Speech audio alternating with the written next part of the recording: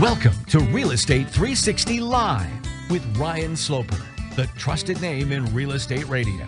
Now, here's Ryan Sloper. Hey guys, and welcome back to another episode of Real Estate 360 Live. This is a podcast that we do each and every week. For those of you not familiar with the program, I guess and I will cover every angle of real estate under the sun, from interest rates, the economy, to what's happening in Washington. Anything that affects our local real estate markets will be covered here. We will break down what's going on in the national landscape, but also kind of translate that over to what's taking place in the local markets. Mine, in particular, is the D.C. metro market, which covers Northern Virginia, D.C., and Maryland. But it gives you a pretty good overview of what's going on because typically, the metropolitan markets are going to be pretty similar throughout the United States here.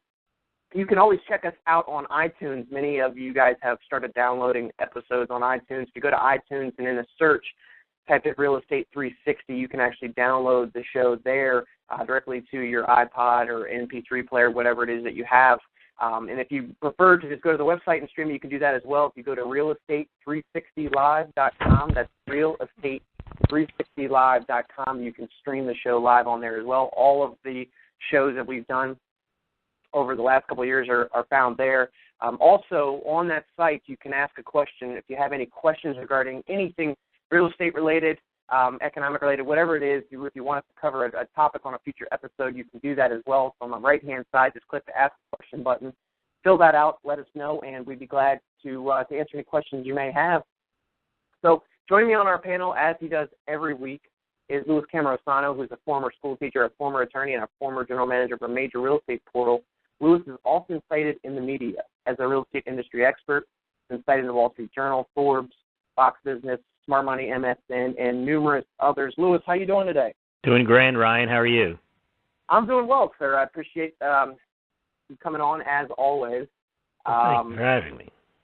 So we kind of, over the last 2 weeks, we kind of talked a lot about, what we thought our predictions for 2014 were going to be as far as mortgage interest rates, as far as housing, gold and silver prices, all those things. And for those of you that didn't catch those episodes, make sure you do go back and download those, like I said, on iTunes or on at realestate360live.com. I think it's very informative to kind of get our take and compare it to what you're probably hearing in the national media. Louis, I believe you've probably written 2 blog posts the last week on your blog, smoggle.com. The one was basically giving a breakdown of all basically the people that are on the Fed committee and what their views are on quantitative easing and whether they prefer to wind it down or prefer to slow it and keep it in place. And I think that's a good place for us to potentially start today, is to kind of talk about that, digest what these different talking heads from the Fed are saying, because it is ironic that, obviously there's 2 sides to the coin and everybody's going to have a differing opinion, but the way that they go about, having these meetings all over the country, it almost always brings us right back to the middle, right? Because you're going to have the 2 extremes, but the 2 extremes never are going to agree with each other, and it seems like that's pretty much been the course that the Fed has taken over the last 5 years, is that at the end of the day, they're just going to continue doing much of the same, right? No matter what they feel, if they're against it and that they want to unwind it, then some of them want them to unwind it faster. We'll start with Federal Reserve President Jeffrey Lacker. His view was that he sees substantial improvement in the job market, expects further reductions in the pace of purchases to be under consideration at upcoming meetings. So it is interesting that all of these people that are in favor of getting rid of it think that there is a significant improvement in the job market. I just don't see it. Is this just Fed speak? What's your take on why they continue to push this out there? Just mainly because they have to have a position to support what they're doing? Is that what you think is going on here?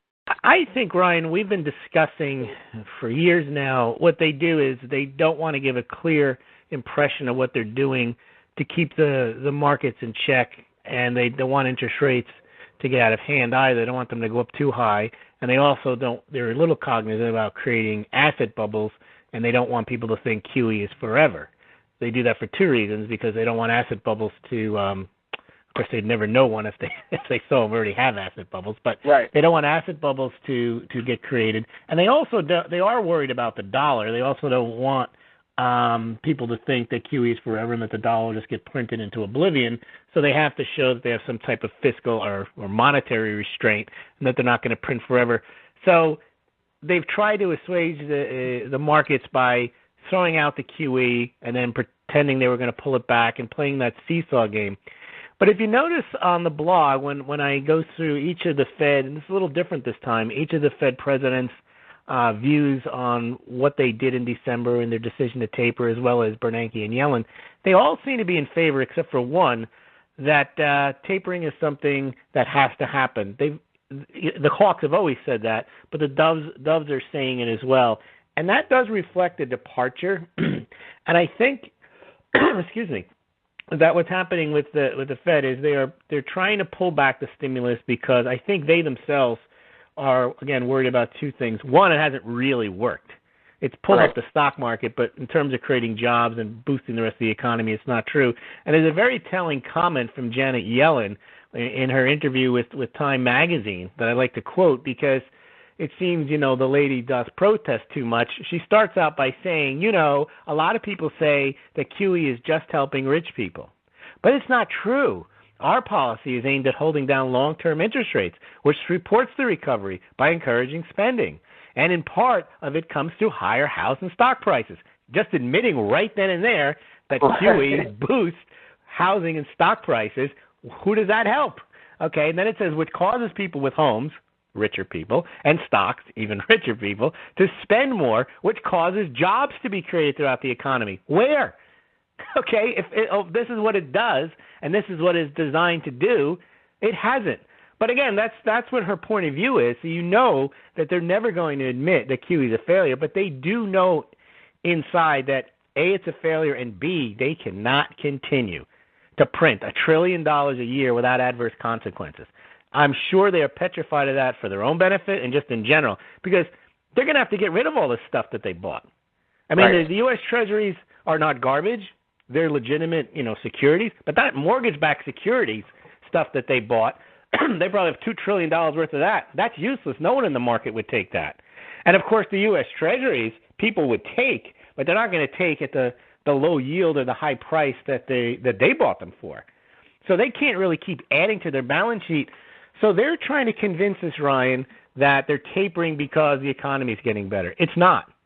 That's not why they're doing it. They're doing it because they realize they can't continue with this for their own benefit, and they also know it doesn't work, and they also don't want to destroy the dollar.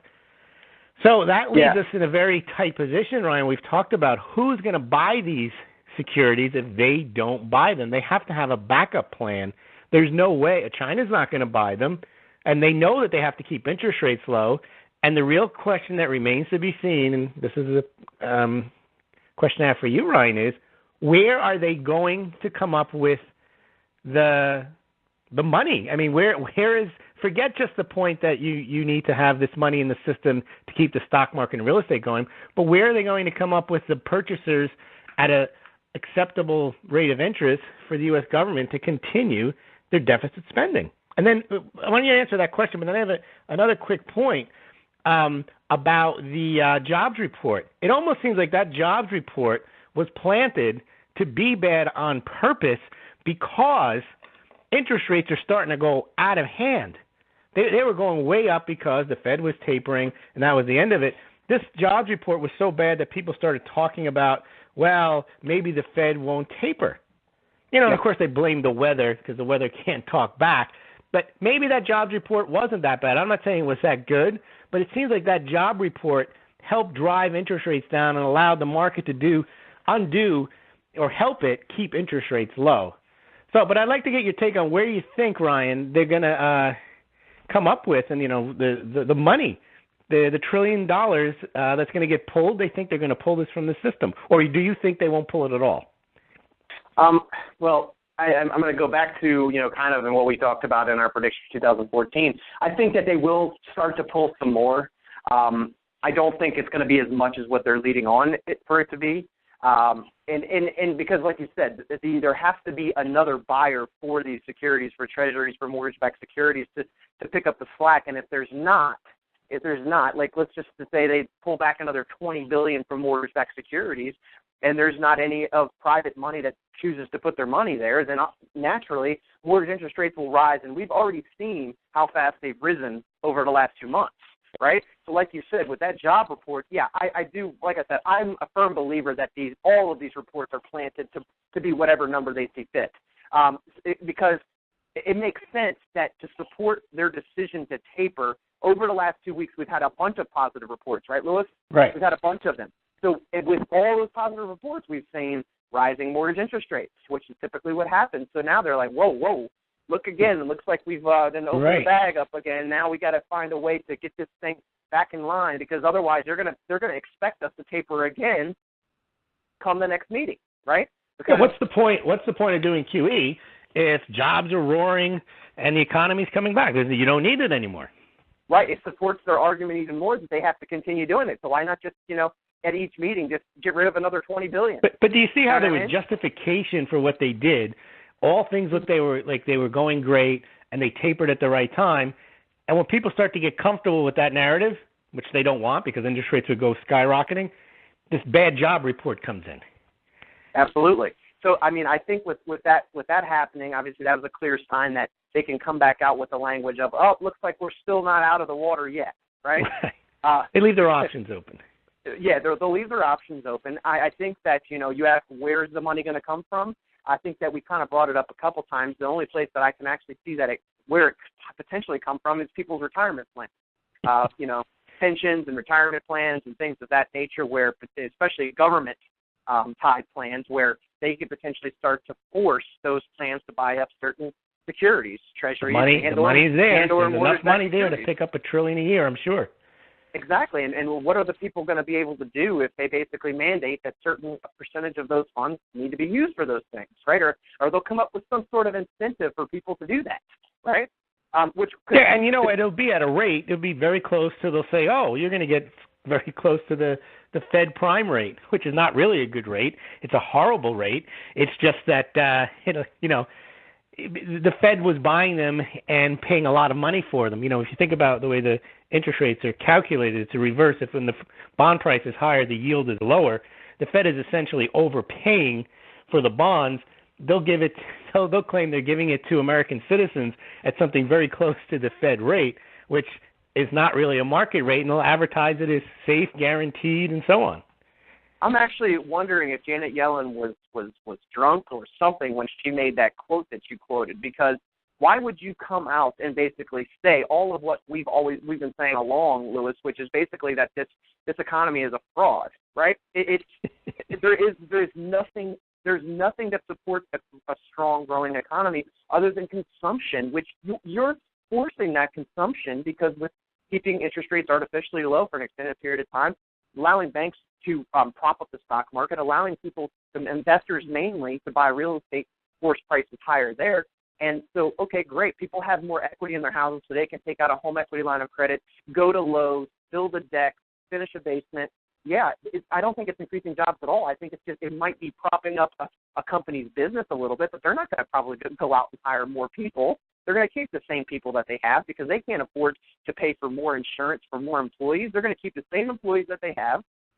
They're going to go out and do those jobs, so those companies might be making a little bit more profit now because of the environment. And that's kind of what I'm seeing across the board with most businesses. A lot of businesses are doing a little bit better now, but it's only a byproduct of the low interest rate environment, rising home prices, where people can now take and siphon off some of their equity and go blow it somewhere else, right? They're not taking equity out and investing that money. They're blowing it.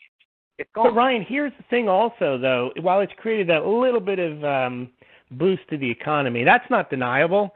We've said that it's artificial.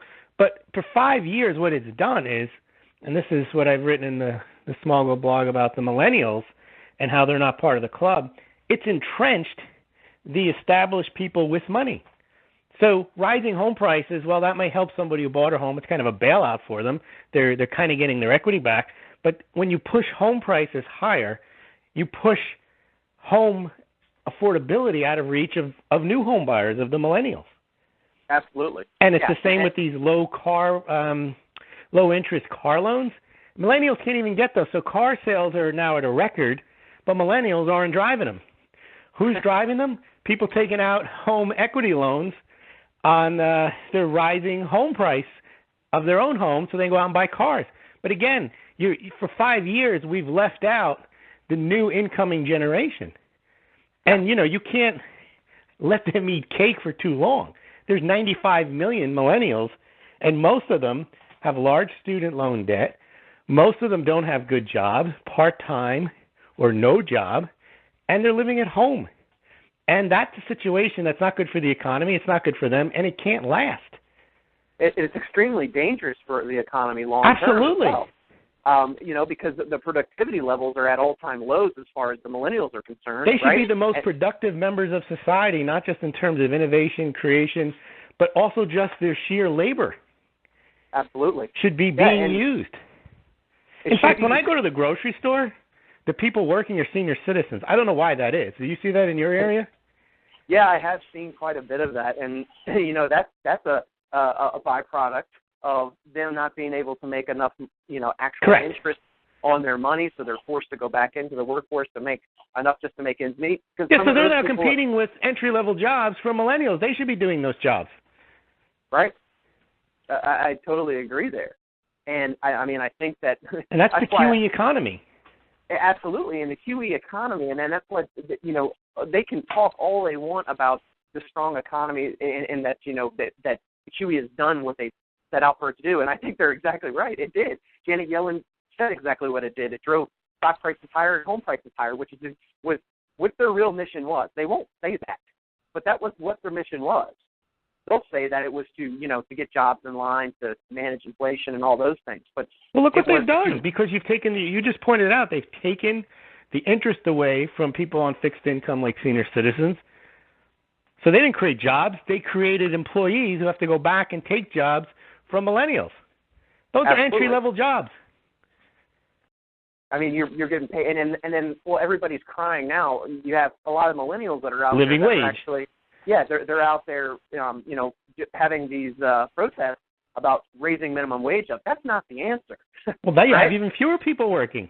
Exactly. You raise the minimum wage up, a company, instead of hiring 10 people, they hire 7.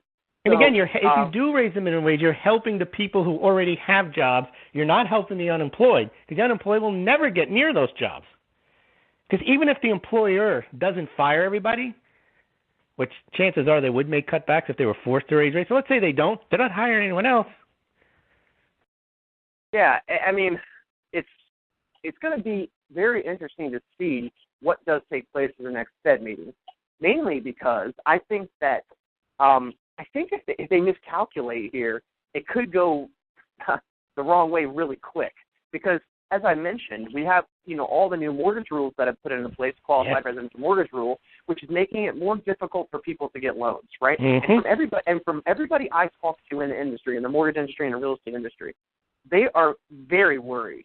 They are very, very, very worried, because until an alternative mortgage comes and steps up to the plate. Now, granted, most of the qualified residential mortgage rule applies to conforming loans, not the non-conforming or alternative loans, and those will start to show their face, but those loans will show their face at higher interest rates. It's not going to be at the going mortgage rate that we have now. So, right. And like I said, all these things are going to be lagging. We're not going to see the results of them for probably 5 to 6 months. We do know that mortgage applications are down. We do know that pending home sales are down. We know that they're not building new homes as fast as they probably should be. So with all those things, and then if the Fed makes another move and peels back another $10 billion or something like that for mortgage-backed securities, see, I don't know, Lewis, and I wanted to get your take. I just don't see that they even have the capability to start pulling back too much more of treasuries, because unless they have an alternative plan, right? But that would say that they have a mission that's aligned with Congress, right? And we know they're too incompetent to do that. Exactly. They're too incompetent to actually have a plan that's in line. So my fear is that they really take the wrong step, and all of a sudden, we have interest rates that are creeping up to 5%, Well, they think so. They think though that they can. There's a meme out there that yes, we can afford higher interest rates because they're historically low. And now that contradicts the whole concept that but the labor participation rate is historically low. We're in historically very odd times, so you can't just say, well, it's normal. Even if rates go from on a 10-year from 3 to 5%, what's the big deal? It's a huge deal. Right.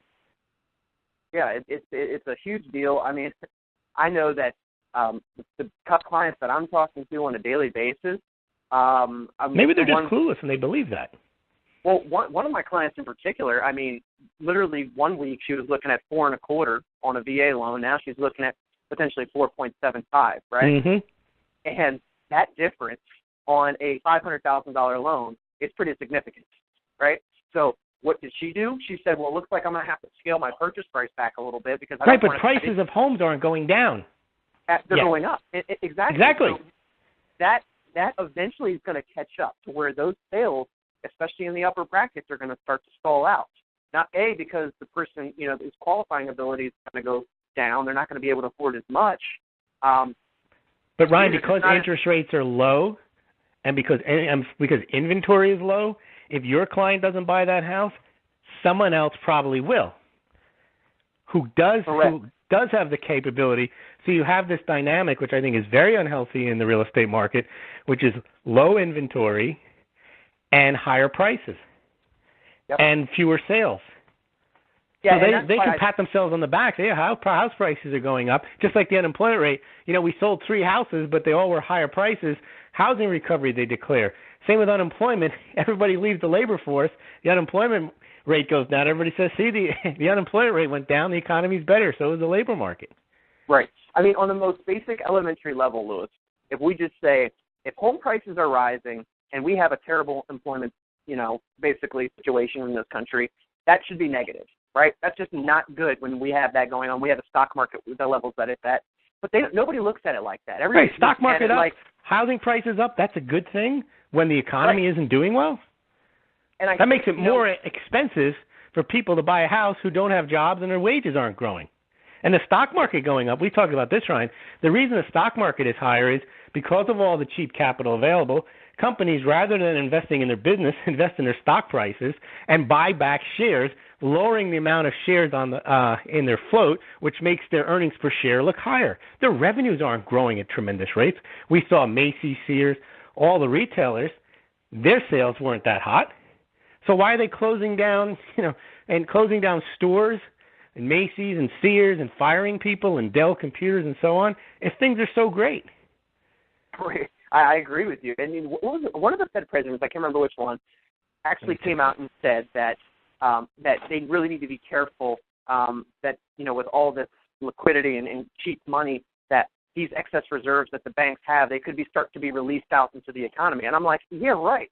Okay? They have no intentions of releasing that money out. The only reason we're not seeing any this major inflation that we have it, but not. I mean, I think that it should be almost twice as much as what we have right now, is because the banks aren't lending that money out to your average Joe out there.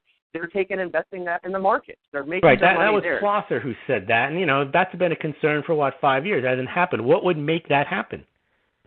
What would make that happen to me is that interest rates would actually start to rise up high enough to where the banks would then consider taking the risk to lend that out to customers instead of invested in the actual stock market.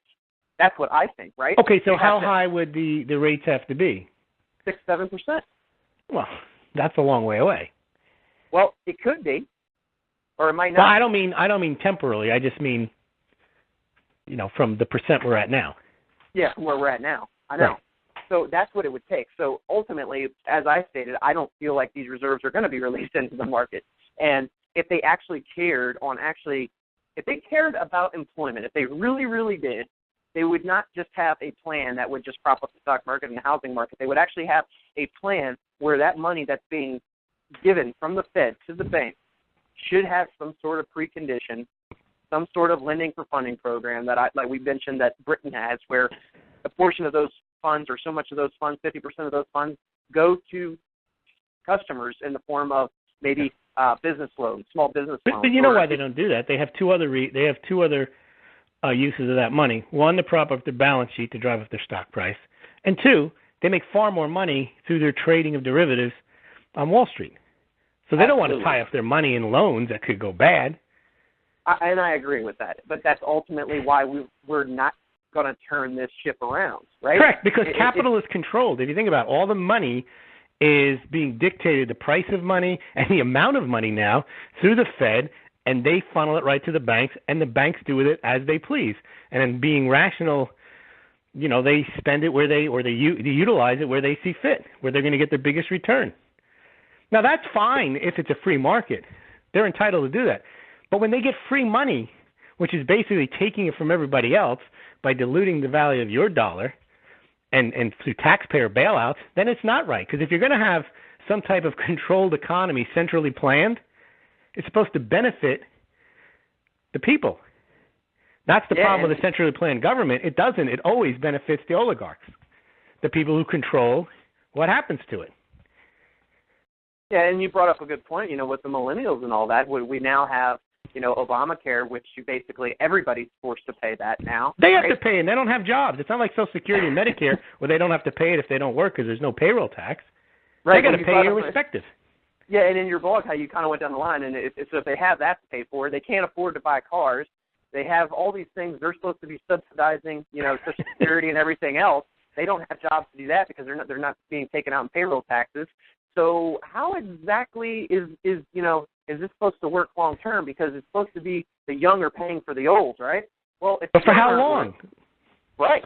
Well, if the young aren't working, and it doesn't look like it's going to. That's right. It's not even you're asking somebody to carry a burden that they're capable of carrying. They don't even have the ability to carry the burden. Exactly. They're in debt up to eyeballs with student loans, and you and they're not working. About this. Yeah, you and I talked about this a couple times in previous shows, and even when the show was on CBS for over 2 years. But the answer for all these problems is not more education, and no. It just is not. And some people and it's not more QE. People get mad at me for saying this sometimes because they think that I'm just completely against education, and that's not it. I went to college. I went through that whole thing. I just feel like long term, this is not what we should be pushing on young people. We should be telling them that they need to be more entrepreneurial, more innovative, think more business-like, not absolutely to go and work for the man just because that's what you were told was to go to school for 4 years, get a job, get married, all those things. But that school doesn't even help you get a job anyway. They're not teaching job skills. None at all. You're learning Keynesian economics. You're learning causes of the French Revolution. You're learning gender studies. Nice to know if you want to become a professor right. or you want to job as a bureaucrat, but it doesn't help your employer that you know that stuff. Well, it was interesting. I don't know if you saw that TED Talk where they had a 13-year-old kid on there. Oh, yeah. The little homeschooled kid. Yes. Unbelievable, right? It was an unbelievable speech that he basically gave. It was his 13-year-old kid. His parents pulled him out of traditional schooling at 9 years old. Basically, his message was that, it's important for all kids to be happy and healthy and be able to learn and grow in things they're interested in. Talk about life hacks. How do you make things easier, not how do you jump through as many hurdles as possible, which is exactly what the educational system is. Absolutely. Pass this test and pass the next one. Regurgitate this and then take the next one. Then when you finish that, go to college and do the same thing. Don't know enough? Now go to graduate school and spit back more information. Right. And, what's interesting, I have many friends that are school teachers, right? So I actually had them watch. I was a school teacher. Yeah. So you have another friend. So there's another one. So I asked one in particular this past weekend to watch that video and to kind of give me his feedback on what he thought. And he said, so do you think that we're doing something wrong in the schools? And I said, well, I'm actually asking you to give me your input as you're the teacher, And he said, look, our hands are tied. We're forced to basically do what the government tells us to do because these are pushed down from the higher-ups, right? They have to do this. But he says within the schools, though, the teachers have all kind of taken the approach that they prefer to be able to help these kids grow and go and do and write about the things they want, but they can only take it so far. And I think that that's the problem. This is a complete culture change that we need, and unless it starts at the top, it'll never funnel its way to the bottom. So we have this 13-year-old kid that probably has parents that are probably middle class to upper middle class, I'm assuming, that are smart enough and saw what the school systems are doing and said, you know what, that's not going to be my kid, right? I'm gonna get this kid out, and I'm gonna get him exposure to everything. I'm gonna let him see all that's out there. And those are the people that are gonna thrive. But absolutely, overall, because he's not conditioned that someone's going to give him a job. Absolutely. And that he's entitled to one because he finished jumping through the hoops for 18 years. Absolutely. And Louis, he has passion for something, right?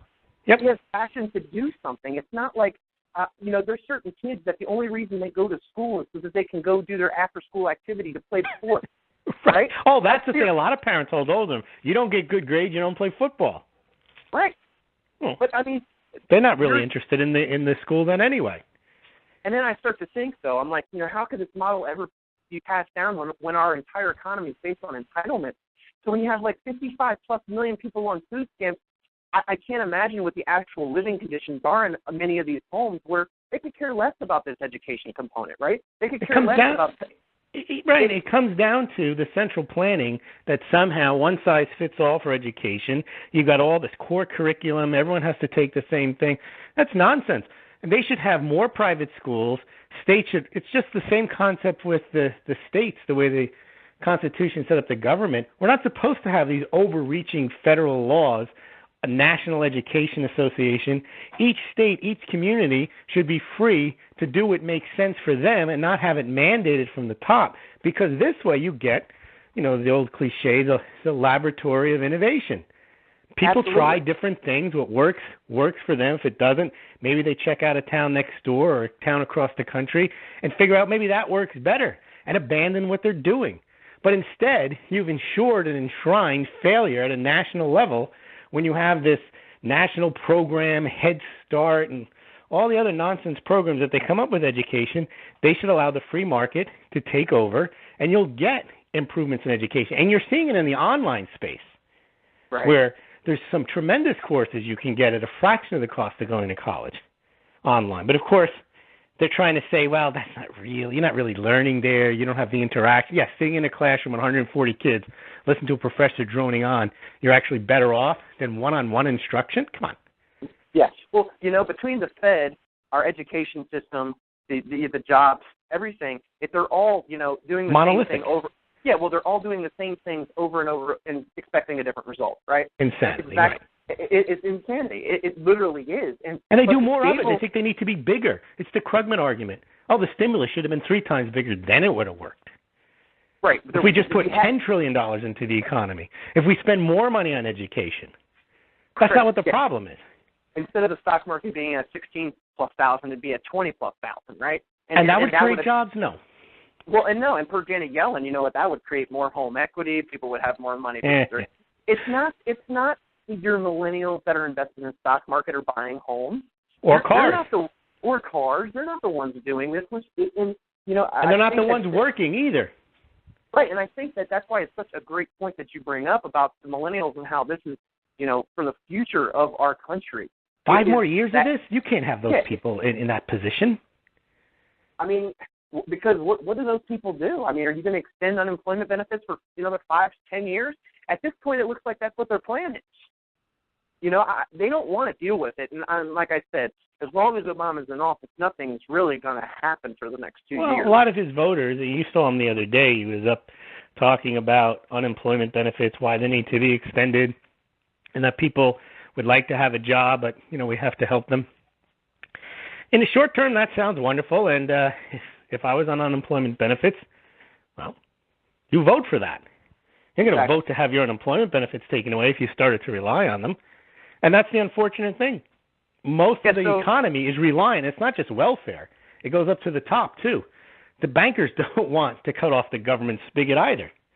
But I think you bring up a great point, too. So regardless of whether you're a conservative, Republican, or you're in the middle, right?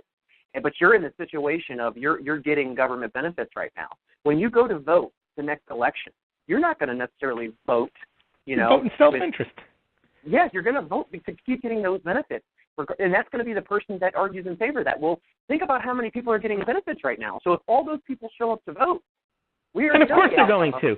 And the dangerous thing with the millennials is they're looking at this entire system and blaming capitalism. They're thinking this whole mess is created by capitalism when nothing could be further than the truth. This isn't capitalism at all. This is centrally planned, It's a form of socialist, fascist type of economy where the government works with the large companies, the insurance companies, big pharma, military-industrial complex, to funnel money and build and create money or print money and send it where they want. That's not capitalism.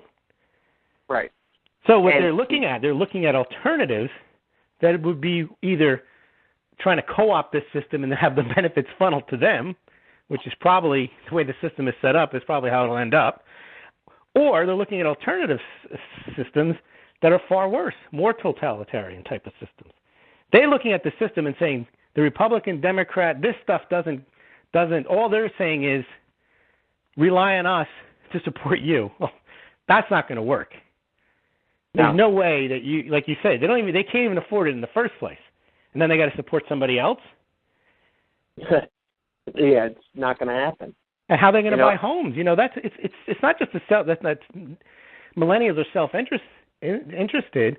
The rest of people should be concerned about this, because who are they going to sell houses to if millennials don't have opportunities?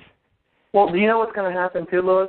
So eventually, when regulations come down, like the qualified residential mortgage rule that just took in effect January the 10th, right?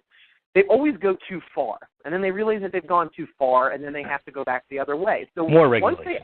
Exactly. So once they actually see that this is going to be stalling out home sales at some point, now in many areas where there's still low inventory levels, we still have that issue that these homes are going to be bought up by somebody. So, but that trend's probably going to continue through this year, at least through this year.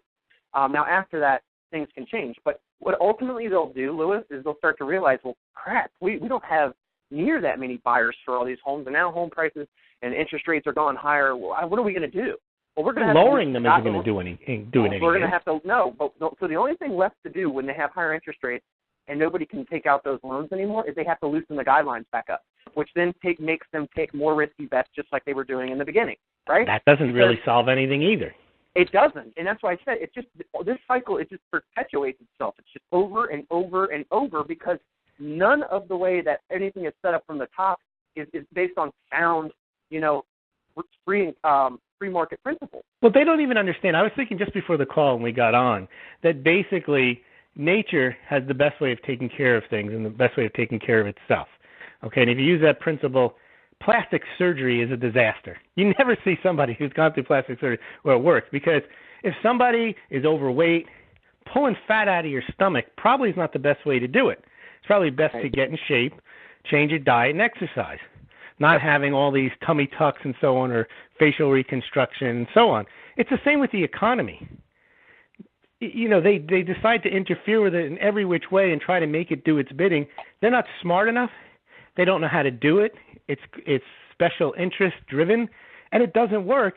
And the more it doesn't work, the more they mess with it. And you've seen that's what happened to Michael Jackson. They screwed up his nose, so then they screwed it up even more. If he had stopped at his first plastic surgery, it wouldn't have been all that bad. By the end of his life, his whole face had fallen apart. Absolutely, and there's a great book. And that was a good-looking kid. I mean, he really didn't need plastic surgery. No. His natural appearance was fine, and they kept messing with it. And that's the problem. If you mess with nature too much, or markets, you eventually screw them up beyond repair.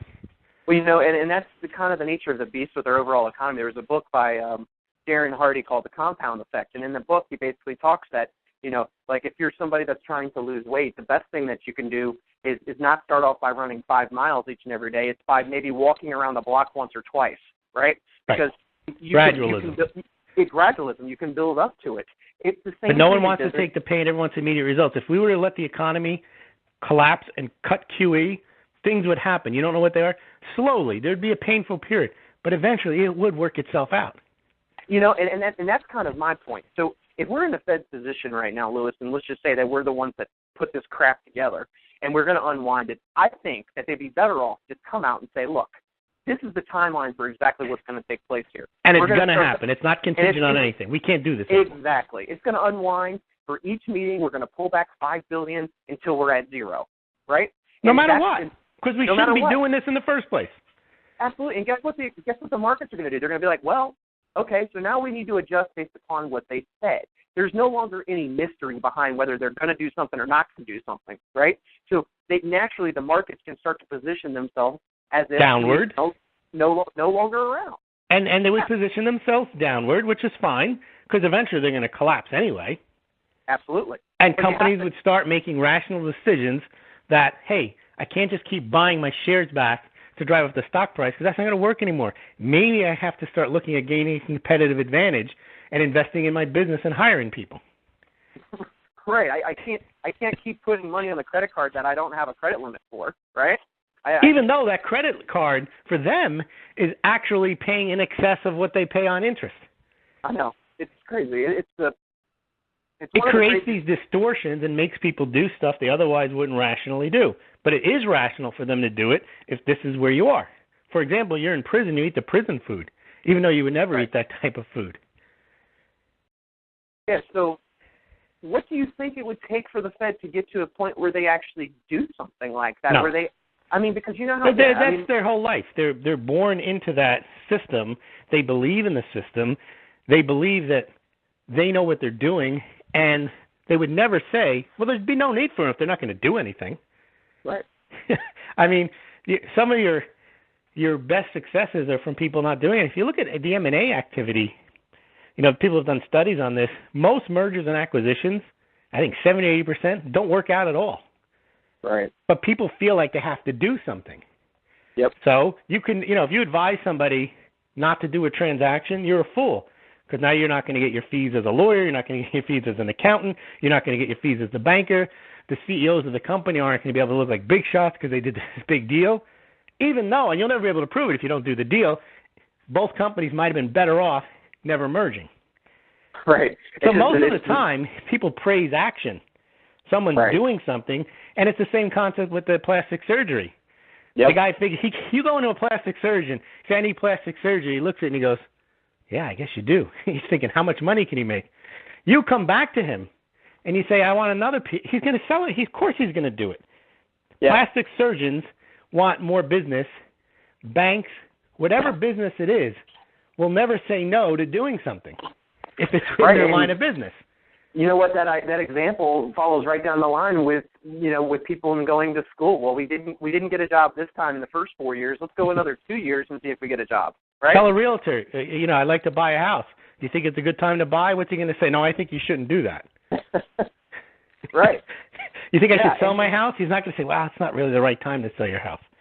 Well, and that's probably the most interesting part for me because obviously I'm a real estate agent as well, Louis, but when clients come to me and most of them have either listened to my podcast or done other things, they start to quickly realize that it doesn't matter to me whether they're going to buy a house or not, right?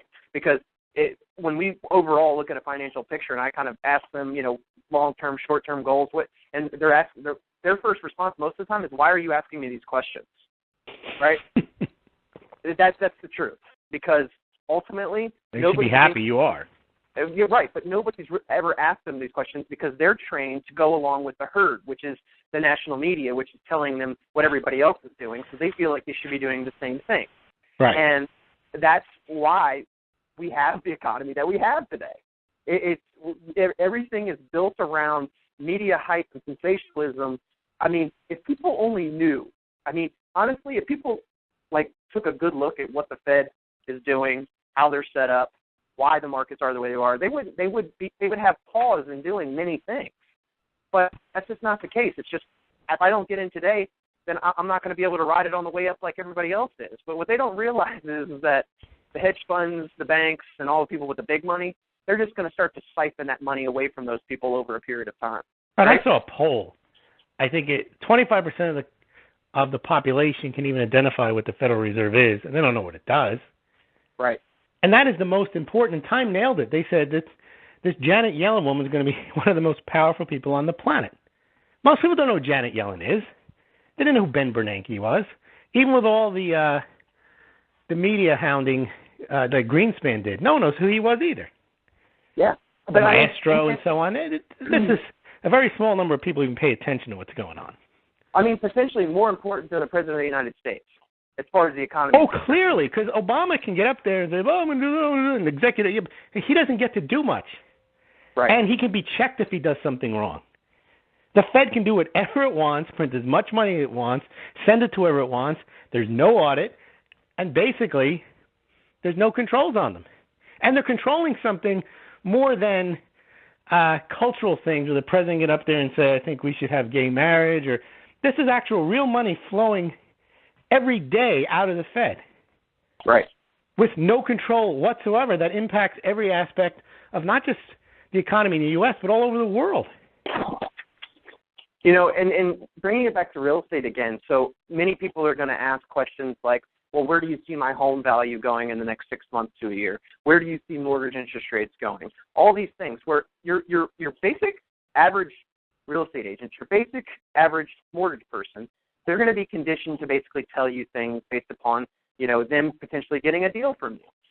But when you actually step back, I mean, I can't ever really clearly ever answer those questions because I have to say we're at the mercy of the Federal Reserve, really. I mean, because they dictate so much, they have dictated so much over a 5-year period that I would be not doing my job if I sat there and said, hey, guess what, I think that, you know, just because they said that they want to keep the stock market going up and house prices going up, that's what's going to happen. Because as we've seen, Lewis, it's hard to really predict them sometimes, right? Well, what real estate agents don't have, and this is, I don't know if it's a cut on real estate agents or not, but for the most part, they are in the same boat as the rest of the population. They don't know how this stuff impacts their own business. Correct. And all they know is, will this help housing? And does the NAR say we should do it? Okay, well, then it's good for housing. Right, and they can just pull the stats locally that says home prices in this zip code 20136 have gone up 10% year over year. This is what the average home sales price is. This is the median home sales price is. And they can relay those stats on in graphs and tables for the home. And it looks like they have some knowledge. And interest rates are projected by NAR to go up, but not to worry because they're at historic lows. And that's the extent of that's not even learning. That's just repeating the talking points. They don't have an understanding to even challenge that. Well, absolutely. You brought up another good point. So there was an article, I believe it was about a week ago, predictions for 2014 for interest rates, right? And they went through the Fannie Mae. They projected interest rates out through the quarter of 2014. Fannie Mae thinks that they'll be at 4.8%. National Association of Realtors feels like they're going to be 5.3%. Okay. Freddie Mac 5%, and Mortgage Bankers Association 5.3%. It's no coincidence that the National Association of Realtors has 5.3%, which is the highest of those four, right? Because what they're going to be pushing is don't miss out on the interest rates. Right, they're going higher. And then when they get to that level, you know what they're going to say? They're still historic lows, and they could go higher by now. How long have they been at historic lows now? Yeah, you think about it, Ryan. This housing recovery is a farce because the volume isn't there. People are not buying houses. Half the homes are bought by investors, and the volume of what they're buying is very low. And new homes aren't being created. 400,000 on an annual. I mean, it's a third of what were being built 7 years ago. Absolutely, and you know what? That's not a housing recovery. That just means prices have gone up. You know what a housing recovery is? Is when they tell us that 50% of the sales are from first-time home buyers. Yes, right? because millennials are entering the job market now in record numbers, and their wages are growing, and productivity is up. Absolutely. And unemployment is really down. The labor participation rate is up. Right. And interest rates are up too. So what? Then it's so what if interest rates are up? Nobody cares about higher interest rates when people have stable jobs and potential for growth, right? Correct. They don't care about it. The reason why we care about it now is because nobody has any money. Right. And they figure they can squeeze water out of a stone and force you to say, look, it's too good to pass up. But unfortunately, the only people that can afford, that can take advantage of something that's too good to pass up are people who already have money. Then it's just a gift. So a healthy market, housing market would have, I know that number up, 50% first-time home buyers, but that at least signifies that we're moving in the right direction as an economy. Right. And also what we also see is... Well, that would be awesome if it was. That would just mean that the young people were creating, not just getting jobs, were creating jobs and creating massive wealth. Absolutely. And, the other thing that we would see in that same market would be there wouldn't be 20 to 25 to 30% cash transactions from investors. It would be no need for it. There only may be 5 or 10% of that. But the fact that that's not... You should buy a house with cash if it's a matter of convenience, and you just happen to have a lot of money and you have better uses for the capital. But the way they set up mortgage rates if it's a decent long-term 30-year mortgage, it should make sense that why, tie up all your money, or if you don't have it, it gives you an advantage to buy it, the opportunity to buy it. If that mortgage rate is consistent with rates of inflation, it's a nice deal. Right. Well, what do you think about this statement? Doug Duncan, chief economist for Fannie Mae, this past summer announced that I don't think the Fed ultimately would be troubled with a 6.5% mortgage rate. Is he delusional? I mean, they're all delusional. They all think they're claiming they can stop tapering, rates can go up, and it's not a problem because the economy is improving. All those statements are true, except the economy is not improving. And it doesn't look like it's going to improve for the foreseeable future. You said it, Ryan. We wouldn't have trouble with higher rates if there was a sound economy. Yeah, that's the point they're missing. They're assuming that somehow a sound economy just happens to come back. Right. We'll come back. But you know what I'm seeing now, Lewis, is actually the reason why people this spring especially, and I'm actually seeing a lot of homes being listed right now during the wintertime where I wouldn't see as much of an uptick in this, listings going on the market, is because there actually is some panic among people now that it was like, wow, we could only afford to move up to that bigger house if interest rates stay at a certain level, right? So there's actually a panic now. There's a lot more inventory on the market if you look at the inventory across the country in most metro areas. Absolutely, and I think that trend is going to continue because there is this, this is the last time, this is the last-ditch effort to be able to secure low interest rates and to also be able to sell your home and get some equity out of it and do whatever you want. Well, for people who are selling who have just come out from underwater, they're thinking, or people who have been out from underwater and are up a few percentage points are thinking, you know what, this might not go much further, and I was thinking of selling, and now I can sell, I might as well. No point in holding on or letting my house go back down under that underwater mark. Yeah, Freddie Mac Vice President Frank Knopf, and Chief Economist, at the same time that the Chief Economist for Fannie Mae said that as the economy continues to improve, we expect to see continued upward movement in long-term interest rates. At today's house prices and income levels, mortgage rates would have to be nearly 7% before the U.S. median price home would be unaffordable to a family making the median income in most parts of the country. Well, that's just crazy because at today's current house prices and income levels, I mean, are you only talking about the people that are actually in the upper brackets there? Because it's not, like we said, it's not the middle lower that's buying right now. There's some of it going on, but much more. They live in their own bubbles, meaning that they don't understand, like you talk about all the time, what regular people are doing. They talk to other economists. They talk to other bankers. They're doing fine. So they assume, because they're doing so much better, that everybody else must be doing at least a little better, and that's not the case. No. Most people are doing worse. And they're totally ignoring, they're just assuming it's a rite of passage that people go to college, get jobs, maybe they stay at their parents' house a year or two, but then they move out. What they're finding is they're not moving out. They didn't move out last year, the year before that. They're not moving out. That whole dynamic of the millennials entering into the workforce isn't happening. And they think, well, it's going to happen next week. They just assume it's something that happens. It may never happen. Yep. And it's the same with all the other assumptions that they have. Rates go higher and everything is fine. I don't see why they don't even question why their models don't work. Do you know why they don't question it? It's because the Federal Reserve said so. Right? That's the answer to everything. Because they said so. Well, it does come down, Ryan. People believe not what is said or the logic of what is said. They believe who says it. Yep. I learned that when I was in high school. If somebody in authority says something or is a known authority, you can talk complete gibberish, and people will believe it. Someone who is perceived as either being not too bright or you don't know who he is or she is says something that's intelligent, okay, let's hear what the authority has to say.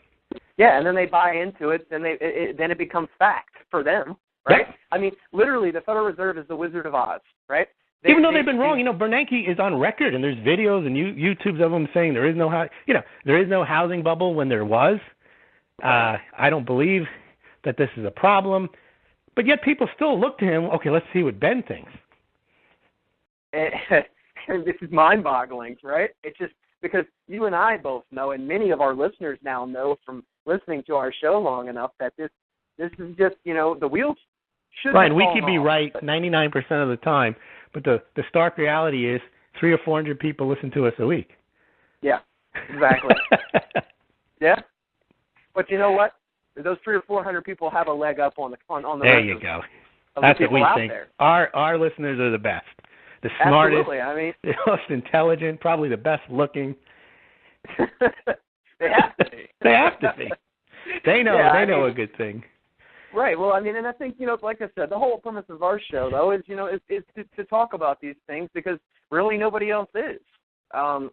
Unfortunately, if they are, they're considered alternative or even worse, fringe. Right. When you're on the fringe, you basically get blacklisted. Right. Right. Because I don't think we're there, but still. Right. We're not there, but popular. We don't have a sentiment. glossy, news program that's in the mainstream media.